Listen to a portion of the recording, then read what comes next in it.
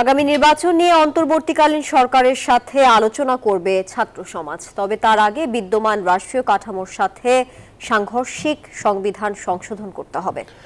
আর পুনরায় যেন স্বৈর শাসন না আসে সে ব্যাপারে তৎপর থাকতে হবে সবাইকে। বৈষম্য বিরোধী ছাত্র আন্দোলনের জেলা পর্যায়ে মতবিনিময়ের প্রথম দিন চট্টগ্রাম ও মুন্সিগঞ্জে এসব কথা বলেন কেন্দ্রীয় সমন্বয়করা। মুরসালিন হক জুনায়েদের রিপোর্টে থাকছে বিস্তারিত।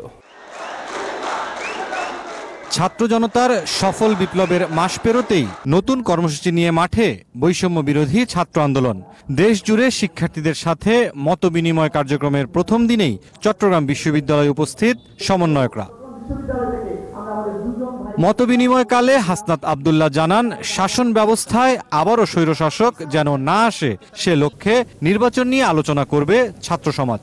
রাষ্ট্র সংস্কার কিভাবে করা সম্ভব সেটা নিয়েই শিক্ষার্থীদের মতামত নিতে আজকে আমরা এখানে এসেছি।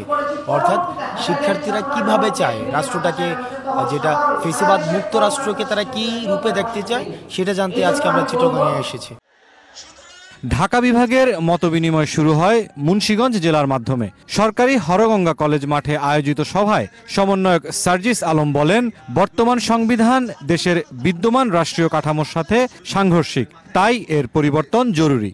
সংবিধানে এমন কিছু ধারা রয়েছে যেই ধারাগুলো বাংলাদেশের যে রাষ্ট্র এই মুহূর্তে এই রাষ্ট্রের কাঠামোর সাথে যায় না। যেমন দেশের সাথে, দেশের মানুষের সাথে, রাষ্ট্রের স্বার্থের সাথে সাংঘর্ষিক সংবিধানের যে ধারাগুলো রয়েছে এবং সংবিধানের যে বিষয়গুলো রয়েছে সেগুলো পরিবর্তন করা উচিত। দেশের দুই প্রান্তেই ছাত্র জনতাকে বিভাজিত না হয়ে সংস্কার কাজে ঐক্যবদ্ধ থাকার আহ্বান জানান কেন্দ্রীয় সমন্বয়করা।